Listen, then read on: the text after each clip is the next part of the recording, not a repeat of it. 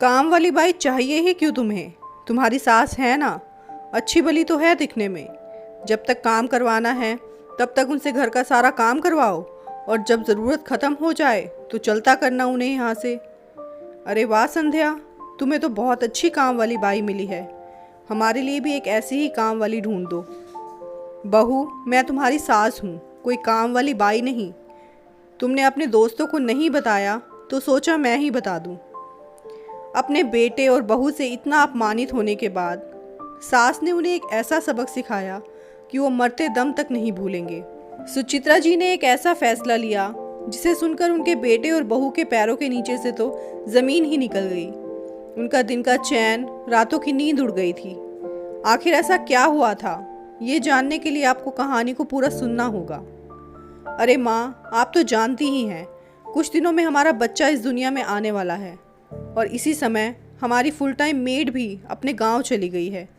ये बोलकर गई है कि 2 महीने बाद आऊँगी। अब इतनी जल्दी तो कोई नई नौकरानी भी नहीं मिलेगी और आप भी भाई के पास ऑस्ट्रेलिया जाकर बैठ गई हैं। संध्या ने परेशान होते हुए अपनी माँ से कहा।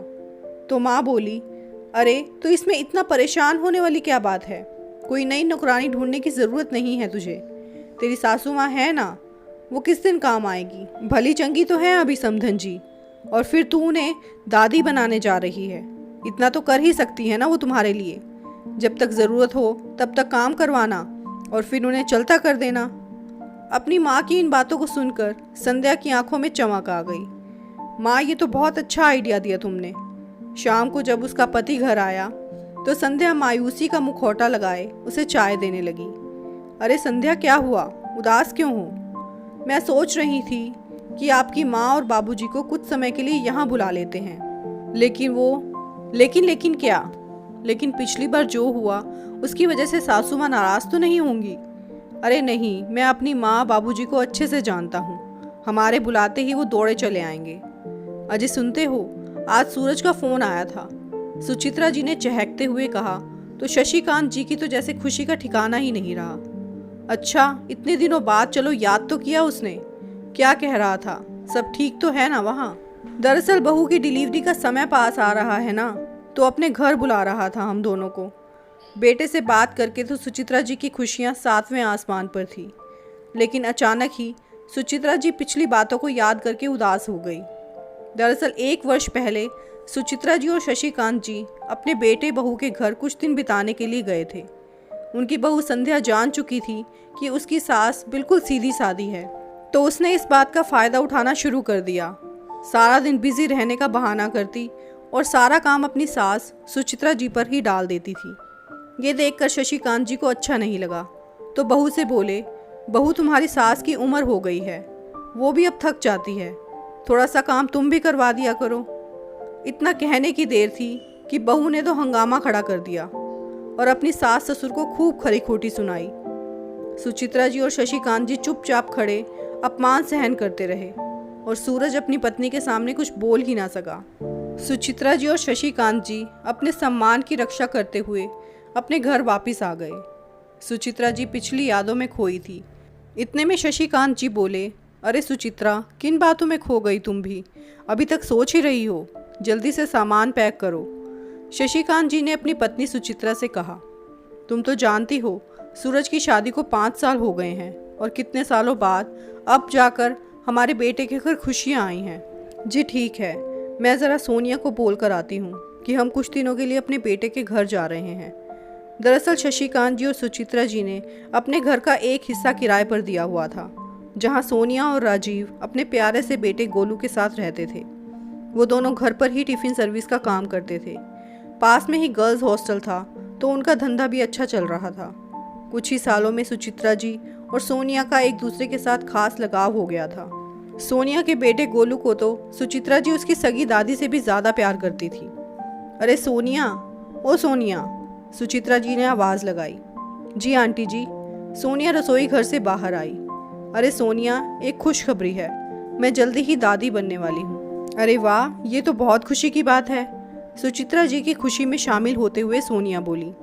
हाँ सोनिया, हमारे बेटे ने पूरे 6 महीने की तैयारी करके आने को बोला है।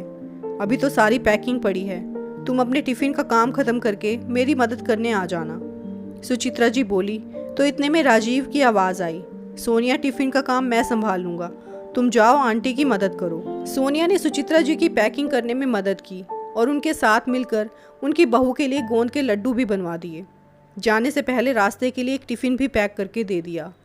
दोपहर की ट्रेन से दोनों अपने बेटे के घर जाने के लिए रवाना हो गए।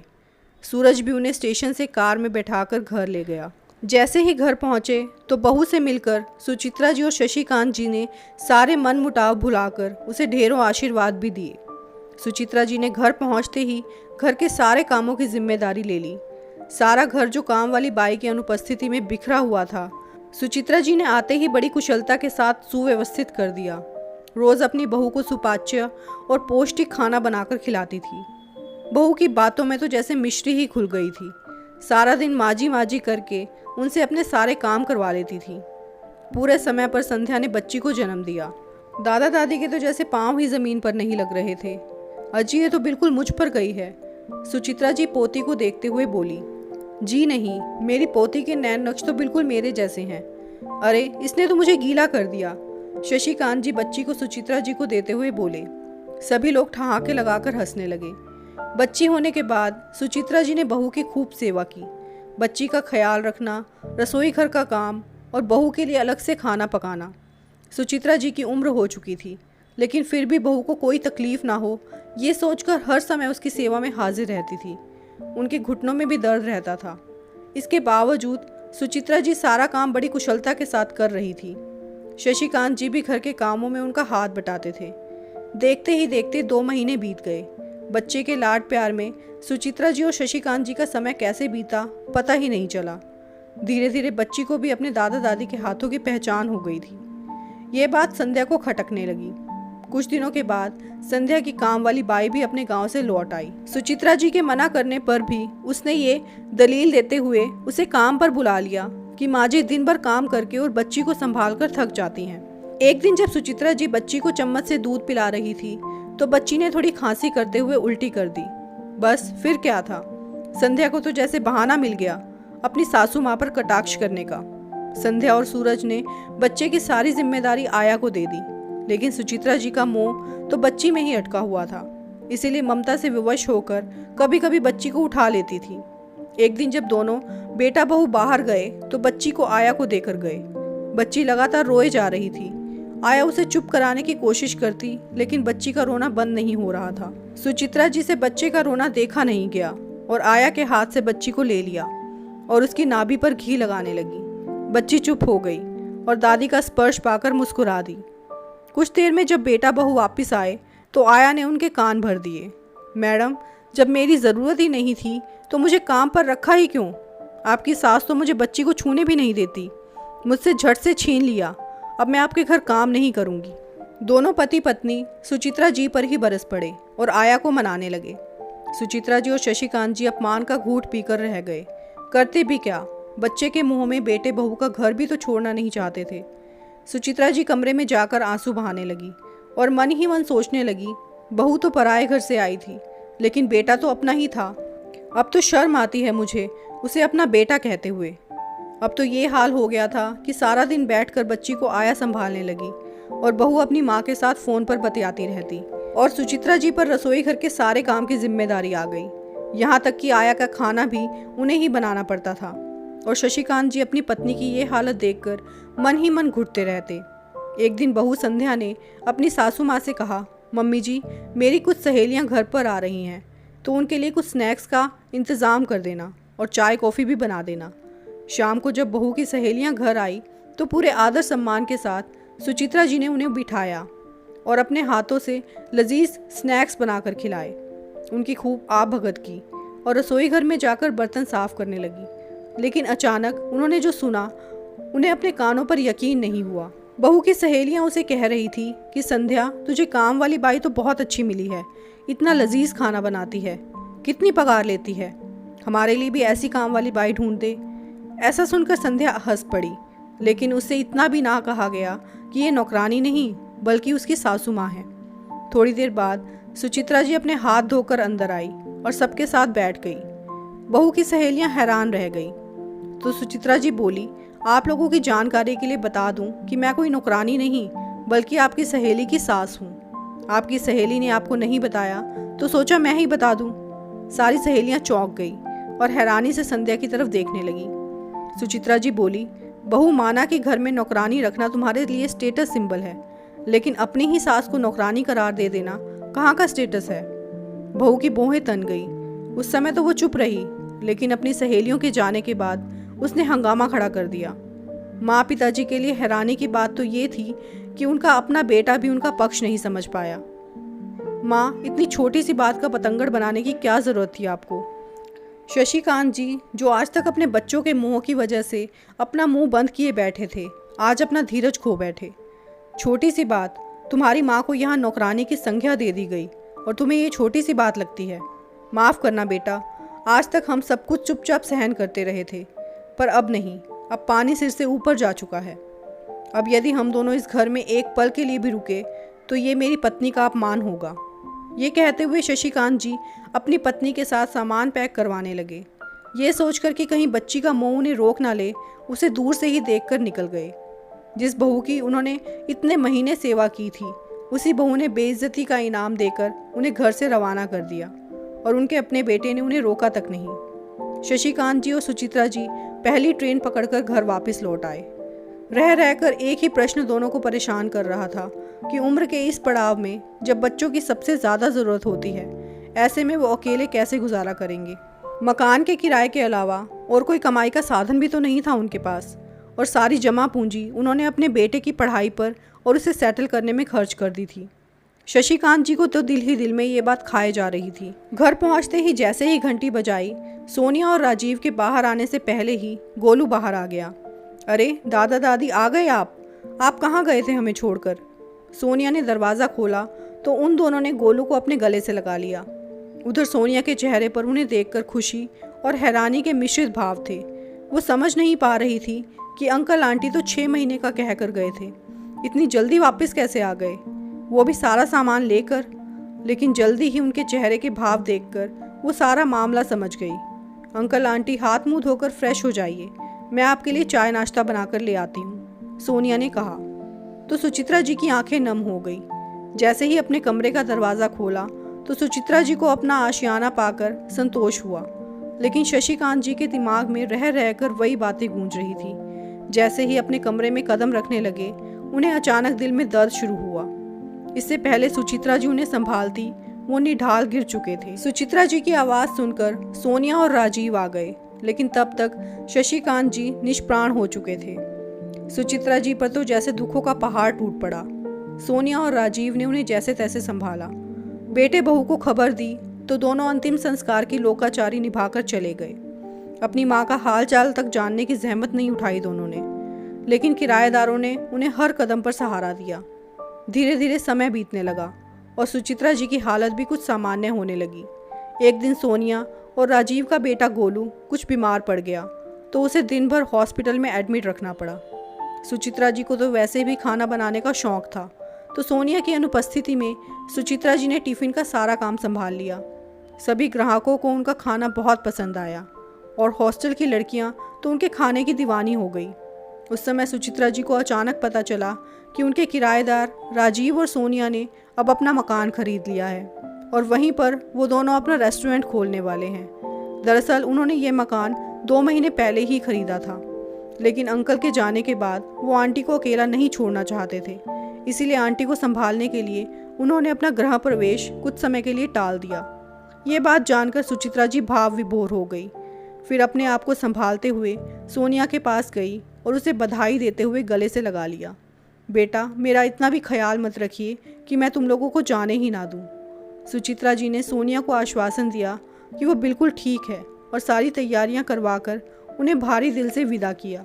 लेकिन अब सुचित्रा जी बिल्कुल अकेली हो गई और साथ ही किराए से होने वाली आय भी बंद हो गई। इस उम्र में अपना गुजारा कैसे करूँगी? जिस बेटे पर सारी जमा पूंजी खर्च कर दी, उसी ने मुझे बुढ़ापे में, कहते हुए उनके गालों पर आंसू छलक आए। आगे की ज़िंदगी कैसे कटेगी सोचकर ही उनका दिल बैठा जा रहा था। इतने में बेल बजी। देखा तो हॉस्टल की कुछ लड़कियां बाहर खड़ी थी। सुचित्रा जी के पास आकर टिफ़िन सर्विस के लिए आग्रह करने लगी। आंटी आपके हाथ का खाना बहुत लाजवाब होता है, प्लीज़ आप टिफ़िन सर्विस शुरू कर दीजिए ना। ये सुनकर सुचित्रा जी कुछ सोच में पड़ गई।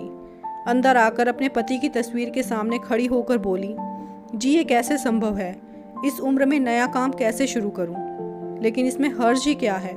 अचानक सोचते सोचते उनकी आंखों में चमक आ गई। मन ही मन उन्होंने अपने जीवन को नई दिशा देने का निर्णय लिया। सोनिया और राजीव का घर कुछ ही दूरी पर था। सोनिया को फ़ोन करके उन्होंने अपने घर मिलने के लिए बुलाया और टिफ़िन सर्विस शुरू करने में उसकी मदद मांगी। 2 ही दिन में सोनिया की मदद से सुचित्रा जी ने अपना काम शुरू कर लिया और अपनी मदद करने के लिए 2 लड़कियां भी रख ली, जो सारा दिन भाग दौड़ का काम संभालती थी। कुछ ही दिनों में उन्हें अच्छी कमाई होने लगी। कुछ हॉस्टल की लड़कियों को तो सुचित्रा जी से इतना लगाव हो गया कि उनके घर किराए पर ही रहने लगी। अब सुचित्रा जी का अकेलापन भी दूर हो गया था। एक दिन कुछ लड़कियों ने सुचित्रा जी के खाने की तारीफ करते हुए उनकी वीडियो बनाकर सोशल मीडिया पर डाल दी। देखते ही देखते वीडियो तो जैसे आग की तरह फैल गई और सुचित्रा जी के बनाए खाने की चर्चा दूर दूर तक होने लगी। अब तो उनका काम और भी बढ़ गया और उधर उनकी बहू ने जब वीडियो देखी तो उसकी हालत ऐसी हो गई जैसे काटो तो खून नहीं। तुरंत सूरज को दिखाते हुए बोली, देखो तुम्हारी माँ के खाने की चर्चा पूरे देश में हो रही है, कितना कमाती हैं, बाप रे बाप, तुम्हारी नौकरी से तो हमारे घर का गुजारा ही बड़ी मुश्किल से चलता है। अपनी माँ से ही कुछ मदद मांग लो, उनका काम इतना अच्छा चल रहा है तो क्यों ना हम उन्हीं के पास जाकर रहें। और वैसे भी तुम्हारे पिताजी अब नहीं रहे तो माँ को भी अकेलापन लगता होगा। सूरज की हैरानी का ठिकाना ना रहा। पत्नी का कहना मानकर सूरज अपनी माँ के पास जाने की योजना बनाने लगा।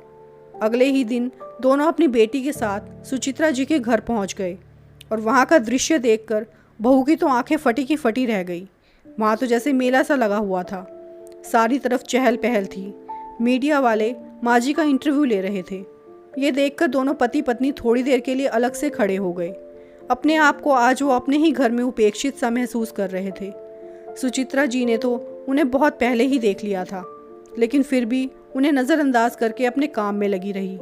भीड़ थोड़ी कम होने पर बहू बेटा दोनों सुचित्रा जी के पास जाकर उनके चरणों में गिर गए। सुचित्रा जी ने चेहरे पर कोई भाव दिखाते हुए उन्हें आशीर्वाद दिया। अपनी पोती को इतने दिनों बाद देखकर प्यार किया और फिर अपने काम में लग गई। इतने में सूरज ने पीछे से आवाज़ लगाई, माँ हमें माफ़ कर दो, हमसे बहुत बड़ी भूल हो गई है, आज से हम आपके पास ही रहना चाहते हैं। सुचित्रा जी ने उन्हें तिरछी निगाहों से देखते हुए कहा, अच्छा, लेकिन मैं तुम्हारे साथ नहीं रहना चाहती। इस बुढ़ापे में मैं इज्जत के साथ रहना चाहती हूँ, किसी के घर की काम वाली बाई बनकर नहीं। अब ये सब लोग हैं मेरा परिवार, लेकिन माँ घर पर हमारा भी कुछ हक है। वहीं संध्या ने कहा, तुम लोगों का हक उसी दिन ख़त्म हो गया था जिस दिन मैं और तुम्हारे बाबूजी तुम्हारे घर से बेइज्जत होकर निकले थे। दूर से आए हो, भूख लगी होगी, कुछ खा कर जाना, रास्ते के लिए भी तुम्हारे लिए टिफ़िन पैक करवा देती हूँ। कहते हुए सुचित्रा जी अपने काम में मस्त हो गई। आज उनके चेहरे पर संतुष्टि के भाव और गर्व भरी मुस्कान थी। दोस्तों, आपको ये कहानी कैसी लगी लाइक और कमेंट करके ज़रूर बताएं और चैनल को सब्सक्राइब करना ना भूलें। फिर मिलते हैं एक नई कहानी के साथ। कहानी को अंत तक सुनने के लिए आपका बहुत बहुत धन्यवाद।